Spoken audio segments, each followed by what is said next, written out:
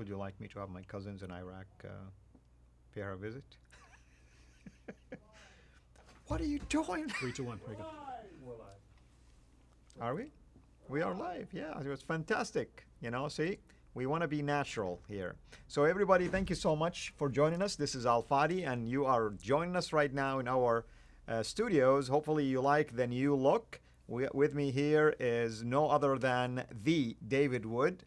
We felt bored, so we flew him over, and he's here now with us to help us spend this time right now with the rest of you. Actually, David kindly, as always, agrees to come here once or twice a year. And we've recorded a number of videos already. Maybe if time allows, right now we will be able to share with you. But for those of you who are listening to this on radio, this is also going to be part of my podcast, Let Us Reason. And of course, we just started the podcast as well. So if you're listening to this on radio, we are doing this as always live on our YouTube channel and our Facebook page, which is alfadi.CIRA. And I just shared it with a couple of other ministry pages that I have and other groups that I am involved in. So if you're on Facebook, you're probably gonna watch it in a variety of ways. With that in mind, as always, thank you so much, folks, for joining us. David, I heard that today is the International Day for Women, and I thought that you might have a treat for us. Yeah, well, let me just go to their site real quick. Let me go ahead and pull it up here. International Day, International Women's Day. Yeah. And we'll go ahead and read a little bit of their description about what does that celebration look like. Do people realize that today is International Women's Day? Probably not all of them. There are different holidays and so on, right? And so you have like your main sort of religious holidays, like Christmas, Easter. If you're a Muslim, you have Ramadan, things like that. Then you have sort of historical holidays celebrating someone's birthday or some great event from history. Mm-hmm. But then you have all these extra holidays like celebrating this group or that group or this group or that group. And International Women's Day. International Women's Day to educate, enlighten, empower women and girls worldwide. I'm on their website now. So this is about women from around the globe joining together, having different events, celebrating women's progress, and inspiring and motivating women in many countries to join together as we discover and help implement solutions to the world's most critical problems. I'm trying not to burst out laughing because they say things and I agree with it, but they never apply any of this to Islam. Somebody said this must be Muhammad's, favorite day. Yeah, if it was just an international day celebrating women. Look, guys, Muhammad did indeed love women. Muhammad loved women, just not in the way that the website would call for, right? They're not striving after the same things. You know what I'm saying? That's right. Yeah. So we have International Women's Day, and I think this has been going on for more than a century, long before the feminist movement of the 1960s. International Women's Day's genesis goes back to February 28th, 1909, New York, USA, with a prophetic focus on women's rights. Prophetic. 1909. So this has been going on for a long time. I wonder how much of that time they've focused on the elephant in the world. Yeah. There's not just an elephant in the room here. There's an elephant in the world. You know Absolutely. what I mean? And sadly, David, if you mention these things to these founders of this particular, woman celebration of the International Women's Day, they're going to look the other way, and they're going to pretend that they're not even listening to anything you're saying. Yeah, and it's and just to be clear, I have no experience with this organization. I just saw today that it's International Women's Day. I'm just assuming based on almost every other person from every single similar organization or event that I've ever encountered. It's all, yes, we're for women. You say, what about the women in the Middle East? How dare you bring that up, you bigot? Right? That's just how it is. Now, let me give you an example of what I'm talking about, because there are people going, oh, the fact that you would even mention anything going on in the Muslim world just shows that you're a bigot. And we can't pay any attention to you or respond to that. It's not worthy of response. This is not us as critics of Islam who are noticing the problem here. Yep. It's not just us. Let me give you two separate studies. In 2009, the Organization for Economic Cooperation and Development, this is not an Islamophobic organization. The Organization for Economic Cooperation and Development released a report on gender equality and social institutions. So social institutions like marriage and things like that. They rated countries around the world based on the opportunities women have for education or employment, laws to protect women from physical violence. So basically, does your country protect women from physical abuse? The percentage of women who are married and or divorced by age 16. So they used, those are the criteria they used to see how women are viewed and treated in that society. They ranked the countries from best to worst. They found that 11 of the 12 countries with the highest levels of discrimination against women were Muslim majority countries. Why would there be that level of correlation between Islam and problems with women's rights? One more. A similar study, 2014, conducted by the World Economic Forum, using their own criteria, concluded that 18 of the 20 worst countries in the world in terms of the gender gap between men and women, in terms of the treatment of men and women, 18 of the 20 worst countries in the world for women were Muslim majority countries. Two different organizations coming to remarkably similar conclusions. Now, think about this. If we bring it up, hey, you have massive problems in places like Saudi Arabia and Iran and Pakistan and so on with the treatment of women, with women's rights in these countries, with the age at which girls are married off, with abuse showered upon women, with the opportunities that women have, with whether they can even get educations. You have all of these issues. And yet, if you were to bring any of that to most organizations that claim to be supporting and defending women's rights, if you went to any of them and said, hey, we're really concerned about that, you bigot, it's like, I don't really believe you. And again, if someone wants to correct me and say, no, the group behind International, Women's Day, they're actually doing something for women in these countries. Again, I'm just saying, based on all the feminists we hear from and so on, it's we believe in women's rights, except for in the Muslim world. Then suddenly we got nothing to say. That's right. I mean, you have women in Afghanistan being tracked down or even murdered for daring to talk about education or even promoting education. You have women in Yemen, young girls in Yemen, who are married off to older men, and yet, no one is saying anything about it. You have women that are being killed, honor killing, just for daring either to stand up for the right or refuse to marry, or being caught, basically, let's say in the West, dressed up in a Western style, or maybe even dating someone. Mm-hmm. And the list can go on and on and on. Yeah, and so it's just, you look at the goals of these organizations, and it's like, hey, we want women to be educated, and we don't want abuse against women, and you look at that and go, yes. And for some reason, once it's like they're saying women matter, but only here. And I don't trust that, because I think the goal is not women. It's you have some goal, and women are a tool to get your other goal.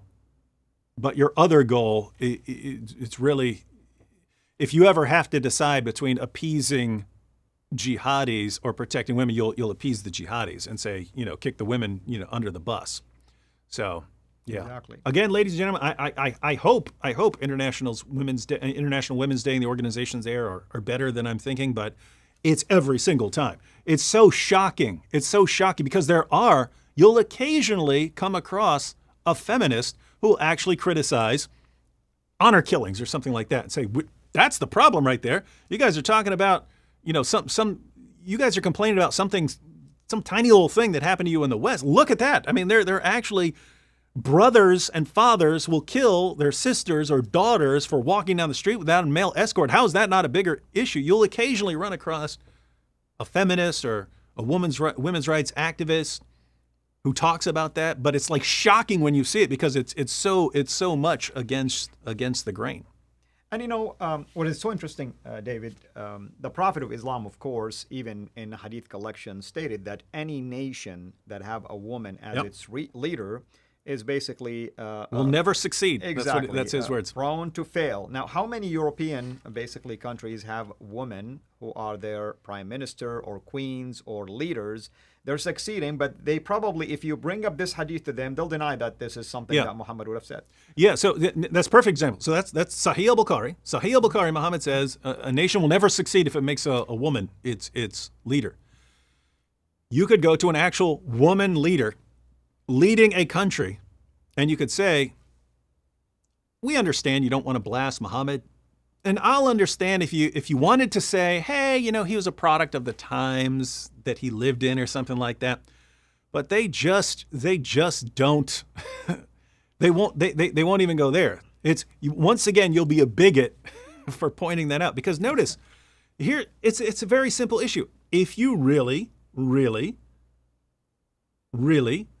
want women to be educated and to have these rights and to have the right to not be beaten by her husband or to be a leader or something, you can't wholeheartedly embrace these things without at least explaining how you're interpreting it, right? If a Muslim want to say, here's how I'm reinterpreting this, well, guess what? Sometimes, some sort of context or something like that might lead you to a different interpretation, but that's not what you'll get. It's, hey, you're a bigot and a racist.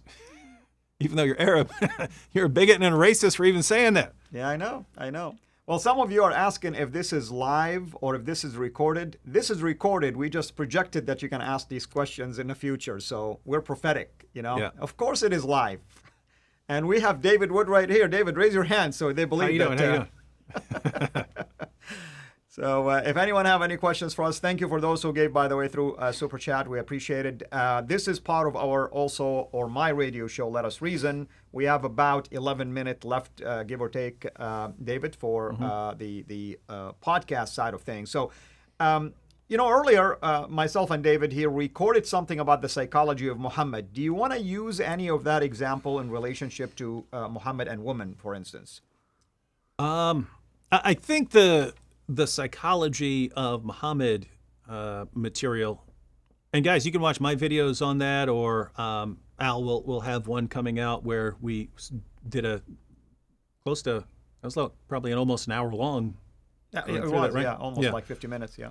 Yeah, so it's basically Muhammad had some serious issues that related a lot to what he experienced in childhood. But yeah, some of the really weird stuff seems to be related. Like and we talked about this in the video, Muhammad marrying a woman who was the exact same age that his mother would have been if she hadn't died when she was 6 years old.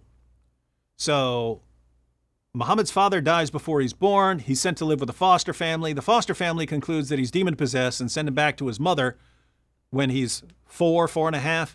Then his mom dies when he's 6. And he was so traumatized by that.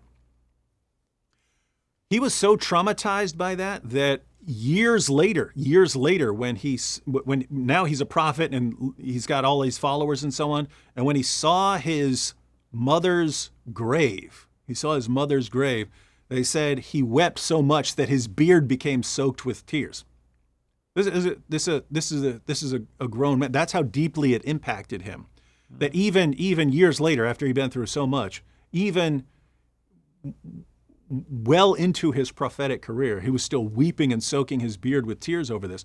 But you take something like that. Muhammad loses his mother and every other relationship he had early on, but he loses his mother when he's 6. And then who does he marry? He marries a woman who's the exact same age that his mom would have been.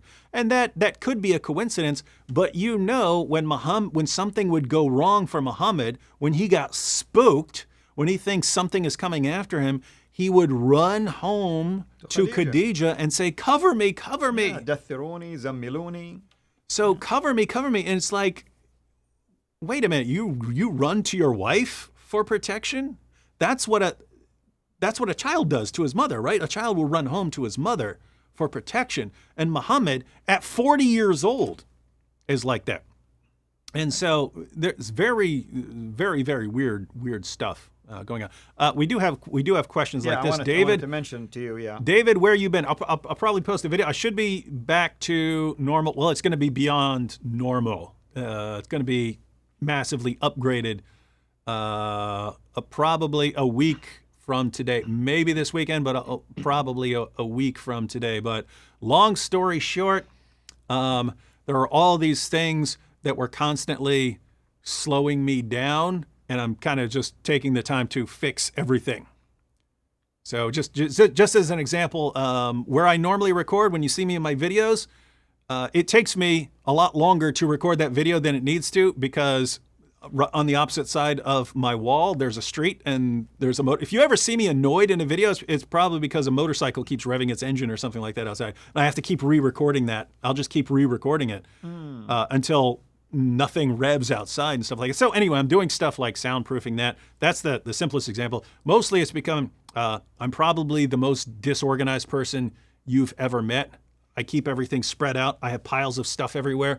And it got to the point where, hey, every day I need something and it takes me 20 or 30 minutes to find it. If I just got really, really organized, I'd be saving 20, 30 minutes per day, every day, and then I could get a lot more done. So I'm taking care of a lot of stuff to make myself organized, because I'm launching a second channel, and then I'm going to be doing basically 4 to 5 videos per week on my regular channel and then 2 on my new channel on a different topic. And in order to do both those things, I needed to get organized. So it's just, I figured it would take me like 2 weeks to really get organized, and it's a lot more work than I thought. I'm glad, brother, you're mentioning this. And by the way, David performed the pilgrimage in Mecca and just returned back. Yeah. After he went there. It'll be fun if you take photos, selfies in Mecca, man. That would. We'll get vocab. We'll get vocab dressed up as Prophet Muhammad. You probably can pull one.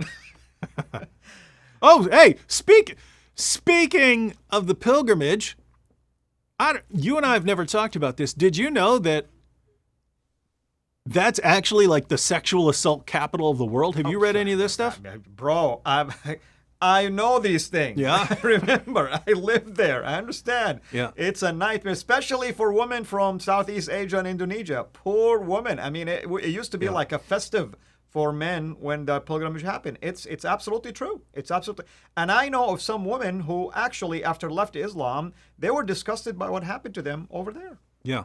And there was actually when there was the Me Too movement came out, then there was a mosque Me Too movement and most of the stories that I saw were stories about women being sexually assaulted during the Hajj. And it was, I'm walking around the Kaaba and guys are sexually assaulting me. And so, in fact, there's a Muslim. He's a Quran-only Muslim now, but he's a Quran-only Muslim now. But he was Orthodox Muslim back in the 80s, and he said they went over there and they warned him ahead of time. They warned him ahead of time that there are men who are going to come up and sexually assault you, even, and you can't get violent in response. And he's like, "What are you talking about? I'm from Brooklyn," right? And so. But he said that it did. He said a fight almost broke out because a guy's feeling on him. So notice, they know it's happening. They know it's happening, and it's much more so with the women. And it's amazing that, hey, we got to talk about this because it's International Women's Day. It's International Women's Day, and if you point out, hey, if you want to talk about sexual assaults, the Hajj would be a good place to start, since that's the sexual assault capital of the world. And yet, if you were to bring that up, you'd be a horrible bigot for mentioning it. Yeah. I mean, I hate to mention things like this, but it is the honest truth that some people in Mecca will rent homes for pilgrims, but they'll make sure that they tell the woman, if you want a protection, when you take a shower, we have a shower on the roof, so no one will see you. And then they will go on the other roofs, tell their friends, and they all have their binoculars and everything else, and they're watching and recording and all that kind of stuff. It's just, I mean, back then we used to look at it as fun, and now it's disgusting when you think about it. We got a few minutes left before the quick break, but I just wanted to point out, this is nothing new. When we look at, I mentioned the statistics about the treatment of women in Muslim majority countries. And we look at, the issues with sexual assault and all kinds of other issues that we could go into. But let me read part of a hadith. This is Sahih al-Bukhari, 5825. It's about a man who divorced a woman, then she went to another man and then wanted to divorce that man and go back to the original man. And her new husband beat her until her skin turned green. But I just wanted to get to the words of Aisha here. So Rifa divorced his wife, whereupon Abdurrahman bin Az-Zubair married her.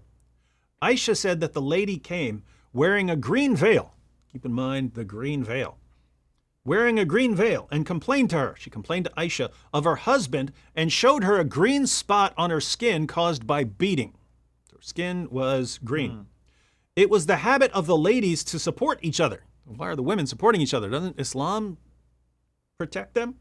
It was the habit of the ladies to support each other. So when Allah's messenger came, Aisha said, I have not seen any woman suffering as much as the believing women. Look, her skin is greener than her clothes. So she has a green veil on. And Aisha says, look at her green skin. Her skin is greener than her clothes. But notice those words. I have not seen any woman suffering as much as the believing women. She's talking about Muslim women. She's saying Muslim women have it worse than pagan women. Muslim women are treated worse than everyone else.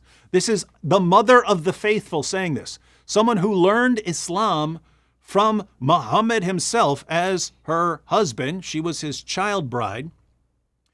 She learns Islam in the ultimate context for learning Islam. Her takeaway message was Muslim women are treated worse than pagans, worse than Jews, Christians, everyone. Yeah, what does that tell you? She hasn't seen this during paganism before Islam, or at least she hasn't noticed this before herself accepting Islam. So this is the mother of the faithful saying, we Muslim women have it worse than everyone else. We look at statistics down today, and they find that the worst places in the world for women are Muslim majority countries. And we say, hey, why don't we look at what Islam teaches to understand that? No, you bigots, don't look into that. Wait a minute, you've got a problem that's been going on for 14 centuries about the teachings of this religion, so that from the time it started, the women who witnessed it firsthand would say, whatever this is, it's causing us to be treated worse than everyone else, than women in any other place in the world. If we look today, women are still being treated worse there. But we can't talk about it, even though we supposedly care about women. Strange stuff. Absolutely. Bam Bamster, thank you so much for the super chat. We're wrapping up the first part of our radio podcast because this is both a video live stream and a radio podcast. Both are called Let Us Reason, by the way. That's the hallmark of my program. So we're wrapping up part one of our podcast, Let Us Reason. We want to thank those of you who are listening to this podcast. Next week, you'll listen to part two, which will happen right now, actually. And you can always go to our YouTube channel, CIRA International, and watch it, basically the actual video, and you can see the interactions and the guest, David Wood, and so on and so forth.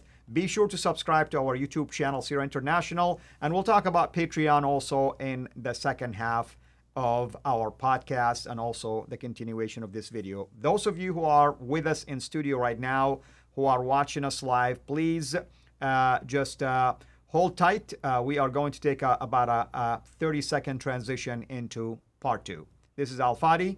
Thank you, brother. Thank you, everyone. God bless you.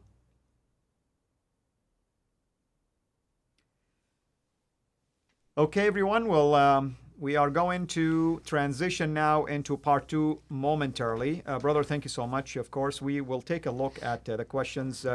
By the way, moderators, please, if I missed any question, the team here is doing an amazing job pointing them out to me. But just in case, you might want to,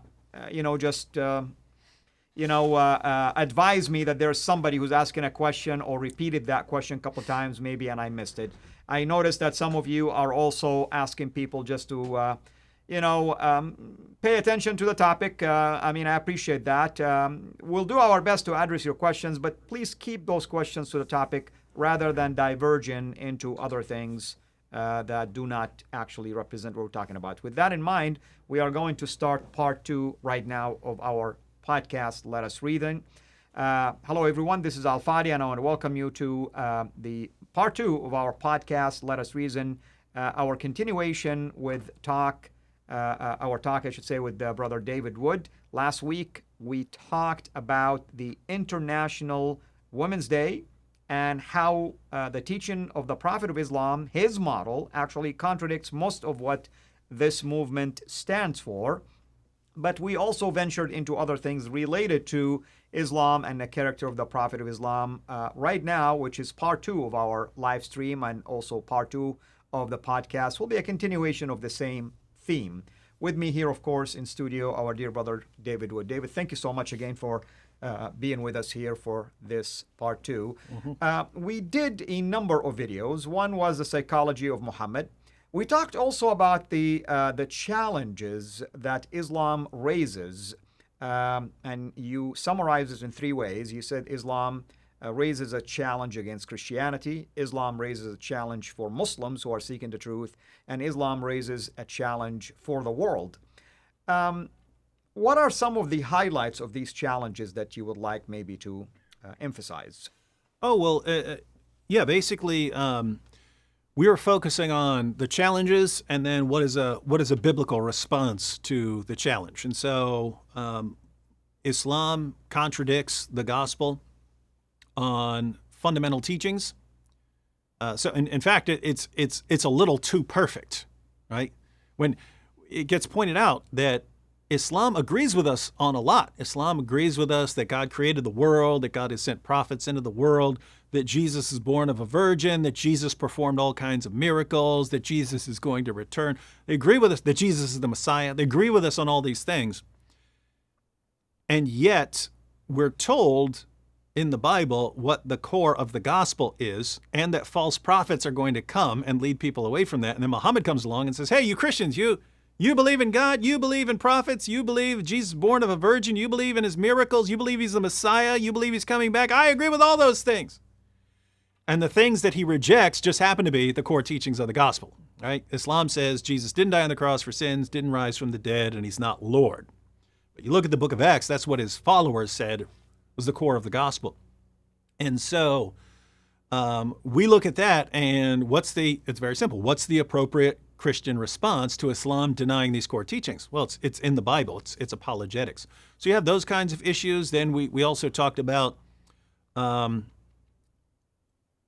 Muslims possibly having to give up their families. Their families might turn their backs on them. And that's part of the challenge that Islam presents to Muslims who might consider the gospel, that they understand they have to give up their families, and they don't want to bring shame upon their parents and things like that. And so we pointed out a biblical response to that, which is even if you have to give up your earthly family for some reason, they're going to turn their backs on you or something like that, you get a much bigger family. You get a much bigger family in the church. And then the final challenge would be that Islam calls for the violent subjugation of the entire world. And we could actually connect Islam's teachings about women and the impact that it has on women, because regarding that last challenge in the video, we talked about part of the response would be, again, apologetics and polemics. It would be, guys, these teachings are not true. We can refute Muhammad, so you shouldn't be basing your lives and building your societies based on his teachings when he's clearly a false prophet. Here are the reasons that he's a false prophet. Here are the reasons you shouldn't be listening to it. That's part of the response.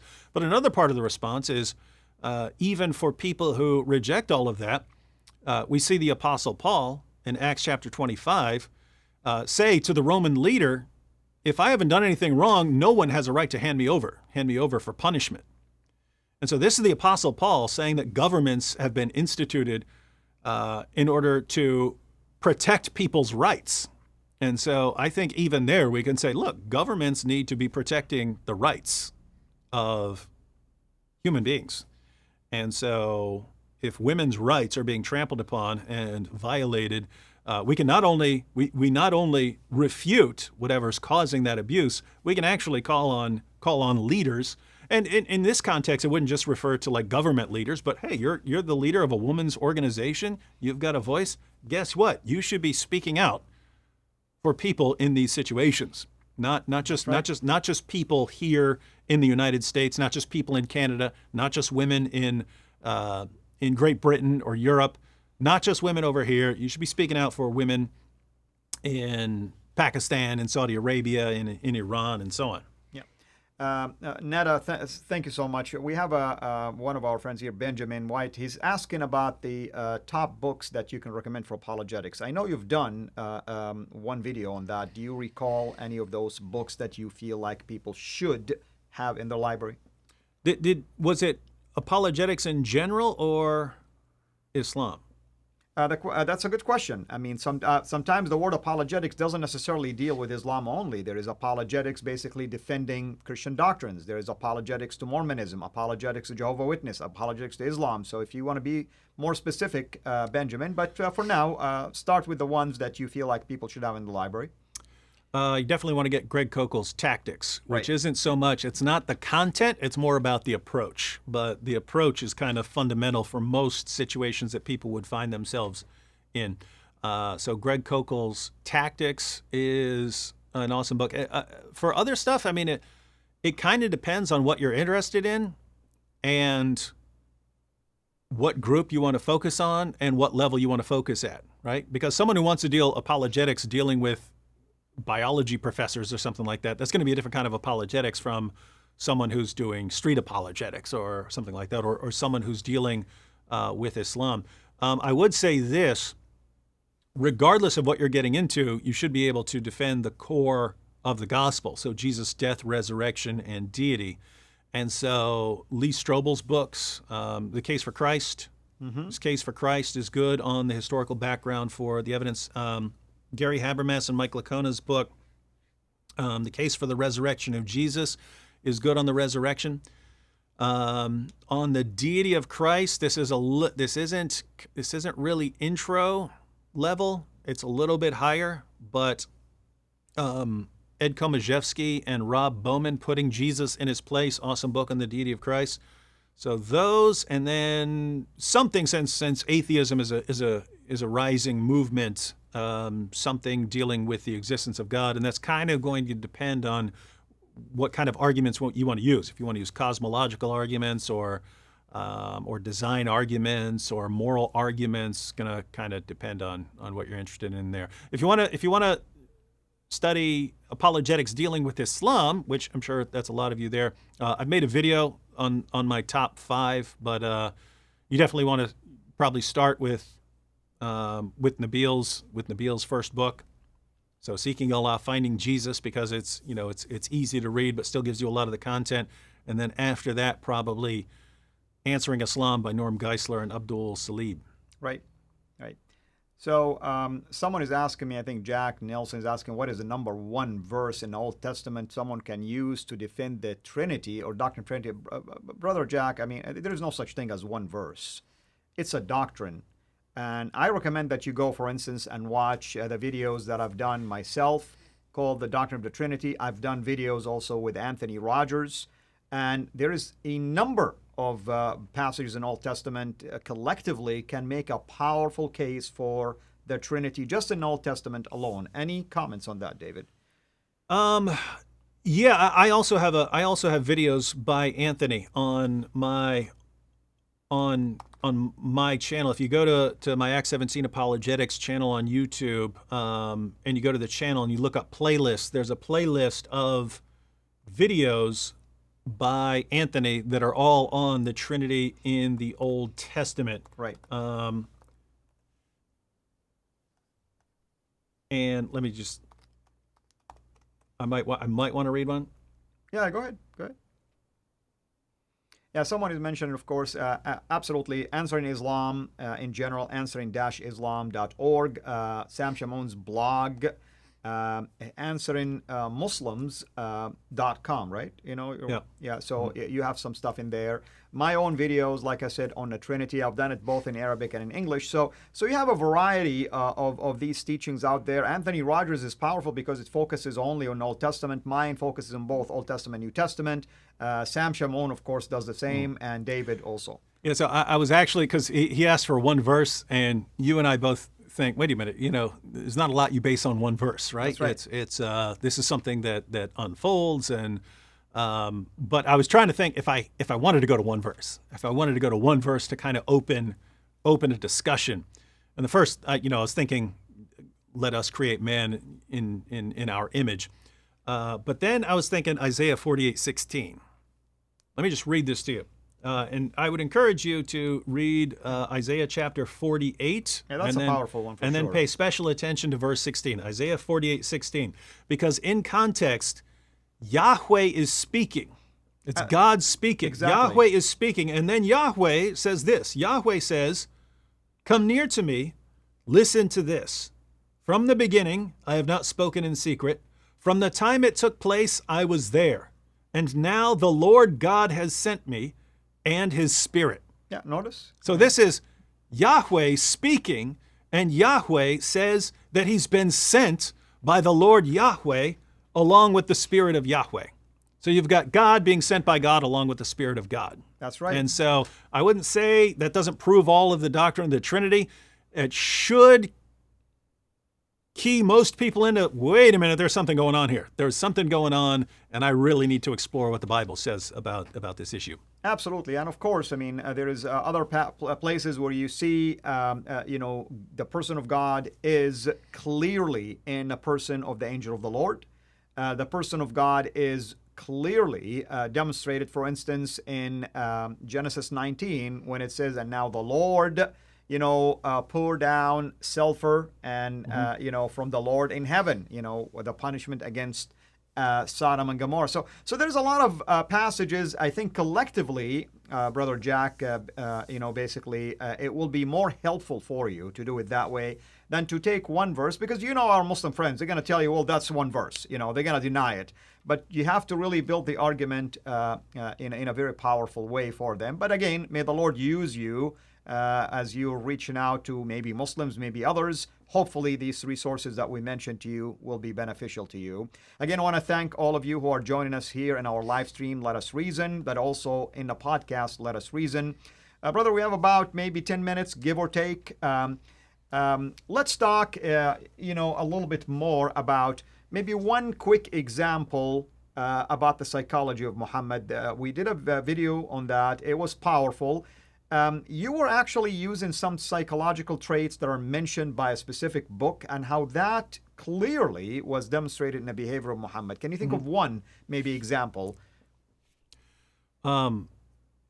Example of Muhammad's behavior? Of what the psychologist says, for instance, about yes. people who lose their fathers, the way they act. Yeah, so this is based on studies of people who, not people who just believe this or that and mind their own business, but the people who become more aggressive with it, people who are out there promoting and defending theism, or people who are out promoting and defending atheism, and the correlation that he found. So this is Paul Vitz in his book, The Faith of the Fatherless. And the correlation that he found was that people who are aggressively atheistic and are trying to convert people to atheism and so on, they tend to have really messed up relationships with their father, if they had a father at all that they remember. So it's either absent or abusive father, generally. And the people who were the most prominent defenders of theism tended to have close relationships with loving fathers. And so he's a psychologist. He's trying to understand the psychological connection, which isn't something that he was putting forward to criticize atheists or something like that. He did it in a response to people like Sigmund Freud, who were saying that basically people believe in God because they need a sky daddy. They never really grow up out of their need for a father protecting them, and so that's where they come up with their idea for that they need God. So he's kind of responding to that and saying, let's get the actual facts out there and see what the actual relationship is. And so the real takeaway is, if you want to tell people who believe in God, well, you've got daddy issues, Paul Vitz would say, no, actually, you got daddy issues too, right? If you are just going through the most prominent atheists of recent generations, there are some issues there. So anyway, the reason we were talking about that, we weren't really talking about theism versus atheism. We're talking about something he mentioned at the end of the book, which is that, and this can actually tie into International Women's Day. He ties it into events of the past by responding to a possible objection. The objection goes like this. The objection is, well, if there seems to be this correlation between having a father who abandoned you or a father who was abusive and becoming an atheist, why is atheism such a recent development? And in other words, you don't find a lot of atheists down through history. They're basically in the past 2 centuries. Other than that, they're really, really rare. So why don't we see more atheists? Because there have always been bad and abusive fathers and so on. And what he says was, because atheism is an option now that people can adopt if they have a certain psychology. Whereas in the past, if you go back 300 or 400 years, there's no atheist. It's not something that you would adopt as your belief. But he says that what happens is that the same psychological profile would be manifested in a different way before modern atheism came along. And he basically says people who have these traumatic childhood experiences where they lose fathers, they have abusive fathers, they're abandoned and so on, they tend to rebel against authority and tradition, to rise up against the traditions of their society. They tend to have a problem with father figures, especially with viewing God as a heavenly father. So they might even believe in some deity or some God. It's just not a God who's like a father figure. And they tend to have problems forming normal, lasting relationships with other people, even in adulthood. And what's amazing, so he's not talking about Muhammad at all, but we apply that to Muhammad. We say, wait a minute, Muhammad's dad died before he was born. Then he's taken in by a foster family. They send him back to his mom because they think he's demon-possessed, so he loses those relationships. His mom dies 2 years later, so she dies when he's 6. Then he's taken in by his grandfather, who dies when he's 8. So by the time Muhammad is 8, he has lost every single close relationship he's ever had. And the idea is, if we look at that, the prediction is that is someone who, if he really exhibits the profile, he's going to rebel against authority and tradition. He's going to have a problem with father figures, especially with viewing God as a heavenly father, and he's going to have trouble forming normal, healthy relationships. And you look at Muhammad, what does he do? He rises up against his own society. He eventually subjugates them, violently subjugates them, forces them to submit to him. No one has a bigger problem with viewing God as a heavenly father than Muhammad. I mean, we read the Quran in Surah 19 where it says the heavens are about to fall apart because you say that he's your father, right? The Quran mocks Jews and Christians for calling God their father. And so it's the worst thing in the world you can do is call God a father, call Jesus a son, according to Muhammad. So once again, he becomes this extreme fulfillment of the profile. And as far as normal relationships, I mean, we mentioned, the issue with marrying Khadijah, but then treating her like she's his mom. He takes the wife of his own adopted son. He takes his best friend's daughter when she's still a child. I mean, it's massive dysfunction all over the place. He adopts a son, but then abolishes adoption. It's massive dysfunction everywhere. And so he's a perfect fulfillment of this psychological profile. But part of what we see is continued down to our time, that Muhammad is a massively controlling figure who can't handle any sort of rebellion against him and so on. And then you end up with wife beating. You end up with child marriage. You end up with adoption being outlawed. It's all of these problems that we see, they come from this one dude who's really, really messed up. And so we're in a world where women are still suffering as a result of this man's teachings, whose teachings seem to be grounded in large part because of traumatic childhood experiences. So this guy's messed up psychologically. Then he gives messed up teachings, which again, they even noticed were a problem back then. They noticed that it's a problem. Aisha herself said that she hadn't seen any woman suffering as much as Muslim women were. And this problem continues down to our time. And it's just amazing that if we say, hey, there's all this suffering of women in the Muslim world, and we can trace it all back to the teachings of one really messed up dude, maybe we need to address that. We'll still to this day be called racists and bigots for daring to challenge. You were talking 14 centuries. You're talking millions and millions of women who've been abused and oppressed over these 14 centuries. And we're still not even to the point where we can talk about it without someone needing to be a racist if you're even mentioning this, even though you're Arab. Yep, I know. Well, in the remaining minutes that we have, David, let's talk about, folks, by the way, after we conclude in about 3.5 minutes from now, we will stay on the air, so we will address some questions. Brother, let's talk about, a different topic right now. Let's talk about Patreon support. I wanted people to know that we have a campaign this year. Basically, we're aiming to raise 10 patrons per month. And here's the reason why. I discovered that we lose between 10 to 15 every month, actually. So even the 10, if we're successful in raising, they will keep us a little bit afloat or even break even, if you wish. But the reason why Patreon is important, it allows for monthly support, so there is a steady stream of commitment. But at the same time, I'm looking for people also who can have access to what we do and our teachings and spread it basically in their own networks, whether you have your own channel, you have your own platform, maybe just by emails and things like that. Anything you want to add in terms of why Patreon, for instance, is a good way for people to partner with ministries like ours? Oh, Patreon's awesome because it allows crowdfunding. Back in the day, if you wanted to do apologetics or something like that, you either had to get involved with an organization that already had a lot of momentum going, or you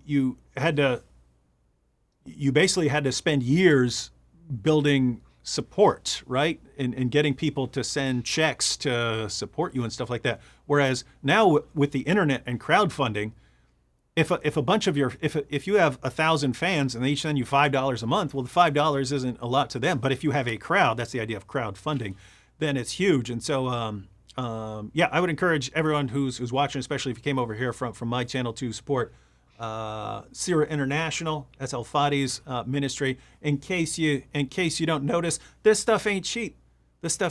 He has massively bigger production costs than I do sitting in front of my bookshelf. So, yeah.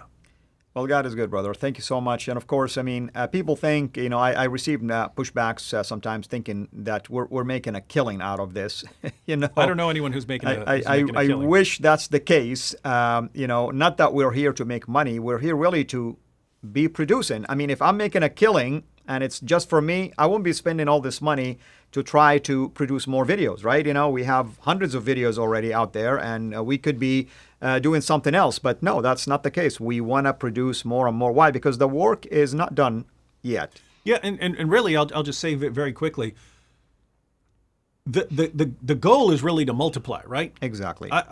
I'm not going to be doing this forever. You're not going to be doing this forever, right? We want to be constantly bringing in new people, training them, sending them out, so that because I really believe that people are going to come along after us and they're going to do it better than us. Oh, and so amen. we want to do our part and do it effectively and help other people start doing it, get them started, and send them out there doing it. Absolutely. And of course, we want to conclude right now the second part of our podcast, Let Us Reason. However, if you're watching us live, please stay put. We will be getting back to you in a few seconds here. For those of you who are listening to the podcast, thank you so much. This is Al Fadi. Lord bless you.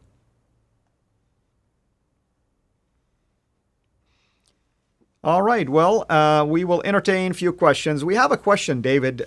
Someone's saying, what do you do with Muslims who don't want to deal with the embarrassing verses in the Quran that deal like with woman breast and other things like that, or even stuff that talks about Mary, basically Allah breathing into her private parts and things like that. I mean, what do you do with that when they try to just distance themselves from that or come up with different ways of interpreting that? So the question is, what about sensitive, offensive topics that you're worried about pushing someone away by bringing those up? Yeah, I have a video on this a couple of years ago. I think it's called, I could look it up real quick, how to share, gosh, I'm gonna have to look it up, but I'll give you the gist, and then while you're talking, I'll look it up and give people the exact title. But yeah, because this is a situation, I tell people that, I mean, think about these two situations. You're a Muslim, I walk up to you and I say, hey, you're a Muslim? Your prophet had sex with a little girl. What kind of pervert had sex with a little girl, right? That's one way for me to raise this objection to your prophet that I want to bring up, let's say.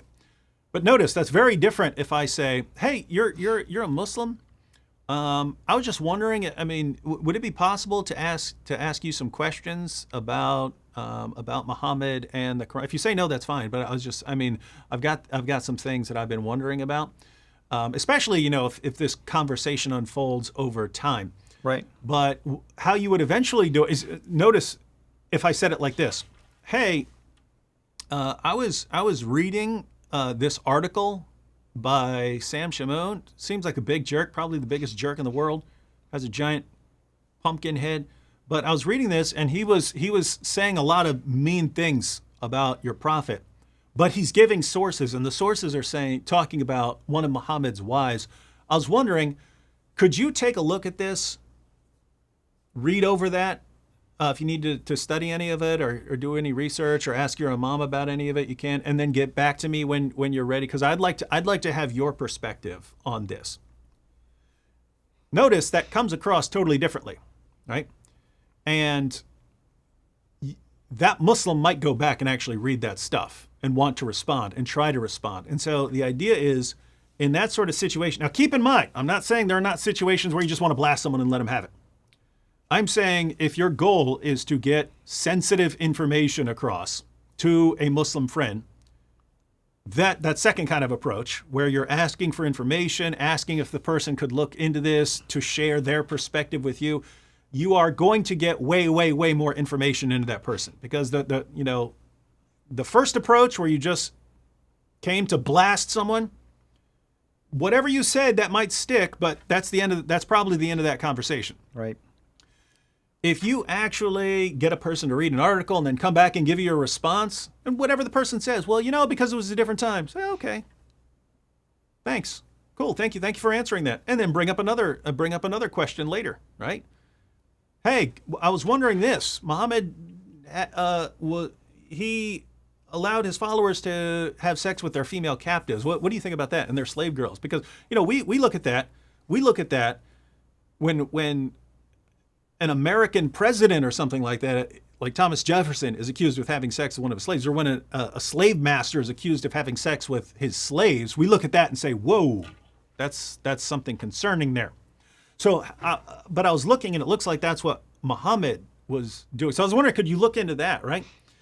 And so if the idea is that you are trying to get information about Islam into your Muslim friend, or acquaintance or coworker, you'll have much better success rate like that. It depends on the context, but guys, guess what? That's how I am if I'm talking to a Muslim, right? I mean, people see me on YouTube and I'm blasting away and making fun of Muhammad. I do that on YouTube because if you're watching my videos and so on, you know what I'm doing. There's no secrets, and if you don't like it, you can immediately click off me. You can immediately change the video. So people know what I do. If I'm talking to a Muslim, I'm going to try to communicate in the way that is most effective to get the information I want to get across. And so the reason I mentioned the Aisha example is because that's the extreme example of something that's likely to offend someone, depending on how you bring it. So I'm giving that as an example, pointing out that as offensive as that could be, you could even get that information across to a Muslim if you do it correctly, if you're careful about your approach. And so the bottom line is emphasize asking questions over tossing out information, right? What do you think about this? What do you think about that? How would you interpret this passage? What do you think about this? When you're asking for information, it just comes across very differently as tossing out attacks. That's true. That's true. And also, I mean, it depends on a relationship between you and the person. You notice how David talks about his relationship with Nabil. When the relationship became more and more tight, he asked even deeper questions. He even pointed out things that didn't make sense in the argument that Nabil was raising. So there's all kind of factors that play into this. And just one thing I want to mention to you folks. There is no playbook here that you can have and follow it, step by step. It doesn't work that way. You're going to have to step up to the plate. You're going to have to reach out to the Muslims. You're going to have to learn as you are building the relationship. You're going to stumble and you are going to make mistakes. No one is saying you're not. But at the same time, this is the best practical experience for you. Along with watching videos and all sort of things, nothing is wrong with that. But unless you practice it, you are not going to learn really how to do it effectively. But at the end of the day, trust in God, trust in the Holy Spirit, pray and ask the Lord to lead you. I mean, if God wants you to witness to someone, He's not going to leave you alone. I mean, He's going to speak through you. So you have to really be at least mindful of the fact that you're not going to be alone when you're doing things like this. I'm looking to see if there's any other. Did you find it? Yeah, a couple. SRT8 said people don't think this is live because they don't believe David Wood is actually here.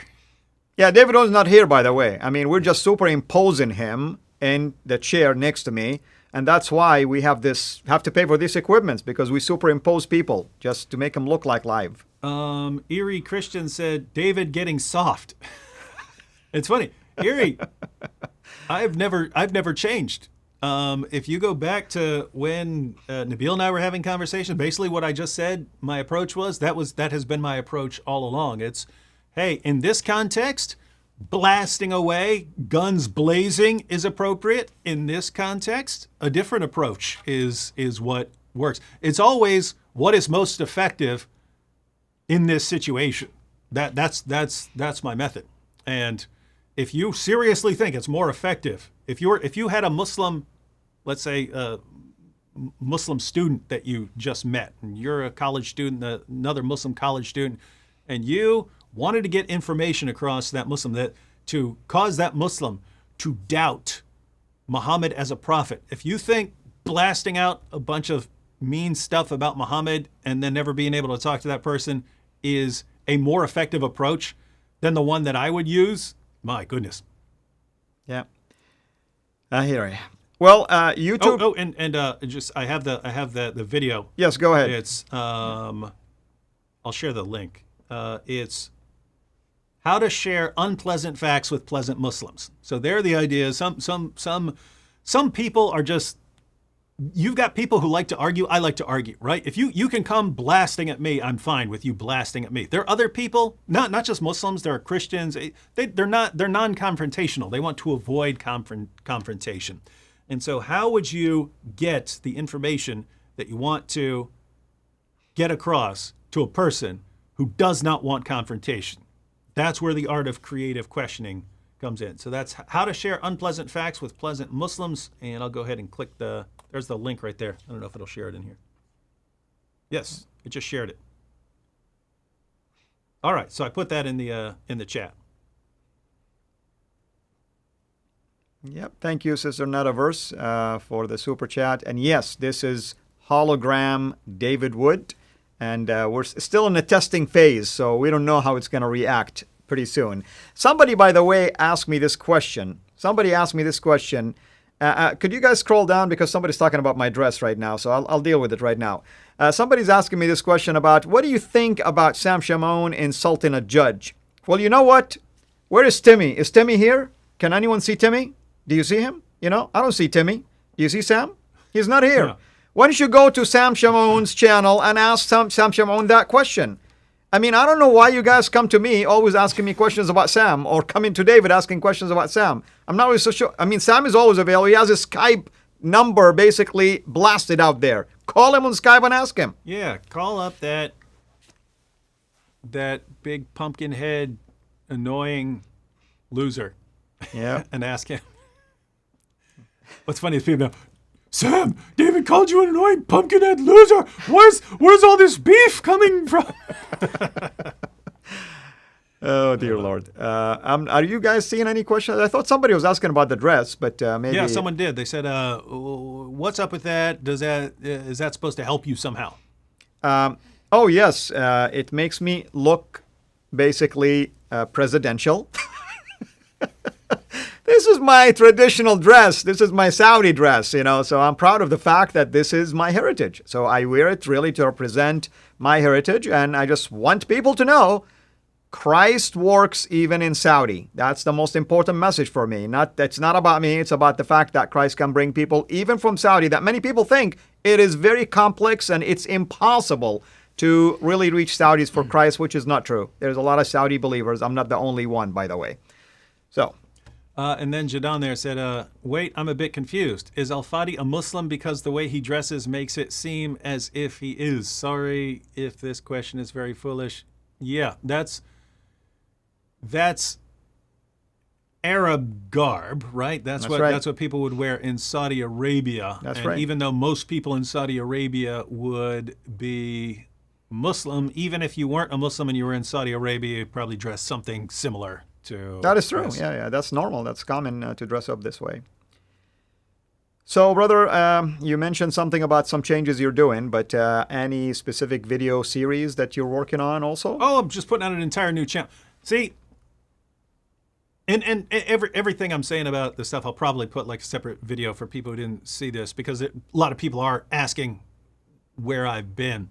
But over time, you learn stuff about YouTube that you didn't know in the past, and you wish you had known it. And so one of the things is, if you cover massively different kinds of topics, you should actually be doing that on different channels, on separate channels. So like on my, I'll do apologetics, I'll do a general apologetics, I'll do Islam, Islamic apologetics and polemics, and that's basically probably the most I should be covering on one channel. Other stuff I do, I talk a lot about free speech issues and stuff like that. And I consider it all apologetics, because I consider it like worldview of apologetics. If your worldview leads to this, then that tells me something about your worldview. So I think of all of this as apologetics, which is why I cover it all on an apologetics channel. But the idea is, if you have really different kinds of content or really different formats, it should be on different channels, because think of it from the perspective of a person who sees a video for the first time, right? Let's suppose someone gets my testimony video. Someone sends them my testimony video, right? I share my testimony in the New York subway system. Someone says, wow, this is a really awesome video. I'm going to subscribe to this channel. And the next video this person is sent by YouTube is me blasting away at Muhammad. Well, maybe the person doesn't like that, right? Maybe the person was, oh, I really liked a cool Christian testimony. I don't like this other stuff that you do. Well, so the idea is it creates what's called channel confusion. New viewers can't figure out what your channel is about. What is this? Is this That's right. If I'm coming to watch David, what am I watching? David the politician, or David the free speech guy, or David the apologist? Yeah. So the idea here is it not only creates confusion for the viewer, it creates confusion for the algorithm. Right? Because the algorithm just says, oh, this person watched it, liked it, watched this video to the end and subscribed. I'm going to send more of David's videos to this person. But then if the YouTube algorithm sends that person another video and it's on a completely different topic, well, the person's like, I'm not interested in that. And the YouTube reads that as, well, this person's not interested in this person's videos after all. And so it's confusing to the algorithm and to the person. And so the idea is, you have viewers who are interested in everything that I put out. Right? There are people who watch anything that I point out because they like to hear me talking about stuff. There are other people who are interested in certain kinds of things I talk about. Like there are atheists who watch my channel who love it when I blast Islam but don't like it when I talk about Christianity. Right? So the idea is you should cover. You can maybe do 2 or 3 kinds of content if they're closely related, but you don't want to keep doing that. What you should do is have it on different channels. Have your one channel where here's my channel where I talk about this. Here's another channel where I talk about that, and another channel where I talk about that. And then the people who are interested just in those topics subscribe to those channels. The people who love everything you put out, they subscribe to all the channels. And then there's no confusion for anyone. So I got to a point more recently where really for a couple years, I wanted to put out a channel, but I really put my foot down that I was going to put out my new channel last year, where I have a PhD in philosophy, and yet I don't talk about philosophy, but I'm actually interested in philosophical issues that are relevant to things that go on in the world today. So I want to talk about that, but didn't want to introduce another topic.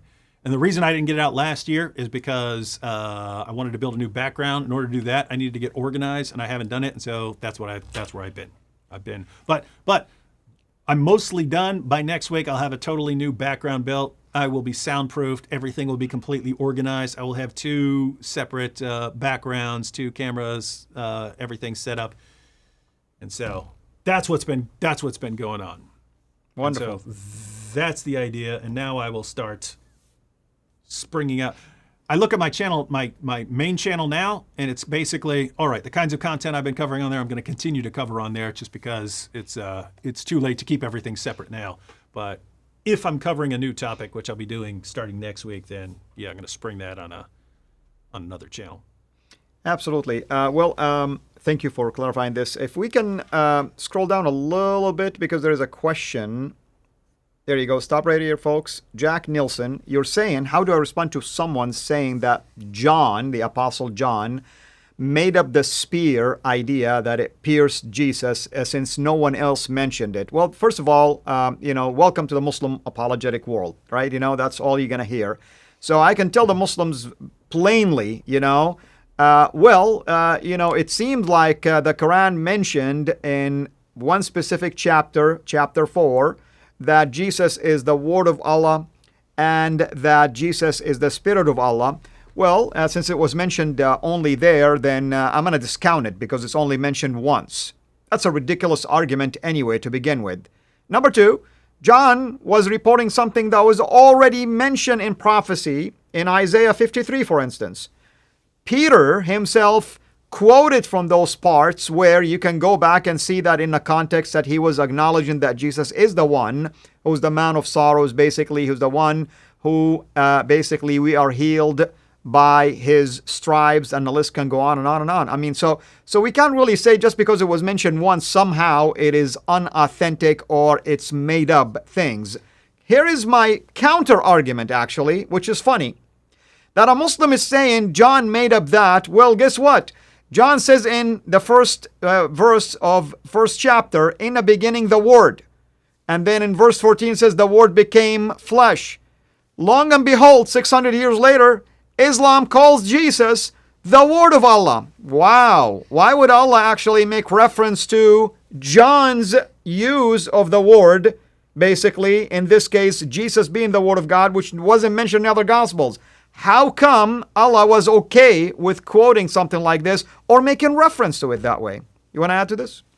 I'll just add, it's people don't understand this because today we can make books as long as we want, right? Like this is an entire Bible. Back then, they didn't have this, right? These things were on scrolls. That's right. These things were on scrolls. And the longest scroll you could get was either 30 or 40 feet, right? That's like your maximum book length. You can check. It's no coincidence that Matthew, Luke, John, Acts are all roughly of similar length, right? They're similar length because that's about how much space you have. So every single one of them understands, hey, in my gospel, here are the things I'm trying to get across. I can't include everything in my gospel. I'm going to include the details that I regard as most relevant for the audience that I'm trying to reach. So it makes sense that some are going to include details that others are going to omit. No one is you could not even do it. You could not even sit down and say, I'm making a giant book where I'm going to include everything Jesus did. You had, again, it was either 30 or 40 feet. That's the maximum scroll length you could deal with. So they're going to cover different things. But one important fact is that was standard Roman practice. If you were taking someone down from a cross, it was standard. A death blow was standard Roman practice. They would put a spear through you. They would cut your head off. They would set you on fire, or they would let animals rip you apart. That was standard Roman practice. It was, wait a minute, we know this guy's dead, but just to be sure, because we're in a lot of trouble if someone comes off this cross alive, again, they would chop your head off, they would put a spear through you, they would do something. So if John were saying something really, really weird and outlandish that had no basis in reality, he would have been refuted. When it's, hey, they're taking Jesus down from the cross, and they put a spear through him, every Roman soldier would have been, yeah, of course, that's obviously what we would do. If we didn't chop your head off, then yeah, we put a spear through you. That's right. So normal practice. And also, I mean, the idea that we have 4 gospel accounts makes sense. You don't want all the gospels to say the exact same thing in the same detail. I mean, so what's the fun in doing that? Just so you know, the gospels speaking very differently on a lot of issues and giving different detail. That's actually what made me, when I was an atheist, start taking it more seriously, because I was expecting collusion, right? I'm expecting 4 gospel writers who all sat down at a table. Okay, you put this in, we'll put this in, it'll all be perfect. The fact that you can look at one and go, this sounds different from this one over here. Notice that means they weren't colluding. They weren't sitting down together and just cranking out the same story. At the same time, it means the preservation is very trustworthy, right? Because if one gospel says 1 angel at the tomb and the other says 2 angels at the tomb, you had a long time for people to say, you know what, we're going to change this because we don't like it. But they don't do that, which means they're preserving it very accurately. So it's the differences should make you go, oh no, there's a difference. The differences should make you go, oh, this means they're not sitting down and all making sure their stories line up, and it shows that people aren't changing it to make sure that it all sounds exactly the same. So the original authors didn't conspire, and later copyists didn't conspire. And so we have basically 4 independent accounts of what happened. Now, it's clear the main theory is that Matthew and Luke are familiar with Mark. They're familiar with Mark, but they each include unique material. So every one of the Gospels has unique material. So you can do, and notice what the question that was just raised to you, you could do with absolutely anything. You could do it with any one of the Gospels. All you have to do is pick a detail in any Gospel that isn't mentioned in the others and say, well, maybe they made that up. But guess what? You could do that with any books ever written by anyone. You could take 2 histories of World War II, put them side by side. Hey, this guy talks about this battle. This guy didn't mention this battle. This guy must have made that battle up. It's a very silly methodology. If you have some good reason for thinking that guy made up that battle, then that's one thing. But just this guy didn't say it. That's a pretty strange reason. And again, we know that death blow was pretty standard Roman practice. John isn't talking about anything weird. Doesn't seem like something you should be doubting because someone else didn't put it in there. Amen. Amen. YouTube channel, you can watch Sam Shamoun. He did a lot of series on why does Jesus in Revelation have a God. So we're not going to sit here and spend a whole lot of time on this topic. Go and just Google Sam Shamoun on that, and you'll see the answer for your question. The rest of you, thank you so much for being here with us. We're going to wrap it up right now. And tomorrow, Lord willing, most likely, it will be 2 p.m. New York time. We'll confirm it that we will have another live stream with our brother David Wood. But we will, watch out for the announcement about the specific time. But most likely, it's going to be 2 p.m. New York Times, which is basically 7 p.m. UK time, and that means it is going to be 6 a.m. Australia time. Sorry for you if you're in Australia. But other than that, brother, thank you so much as always for being here. Thank you, everyone, for joining us. Thank you for your wonderful questions. I know there's a lot of questions that maybe we didn't have the chance to get to. I saw some questions that are irrelevant really to the topic we're dealing with.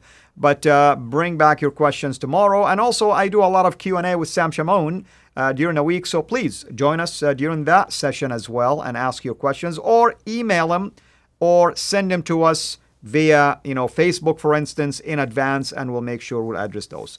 Any last words? Nope. All right, folks. Thank you so much. If you don't know the channel that David has, it's Acts 17 Apologetics. Please be sure to subscribe to it and keep up, of course, with these changes that he's doing so that you know about the other channels as well.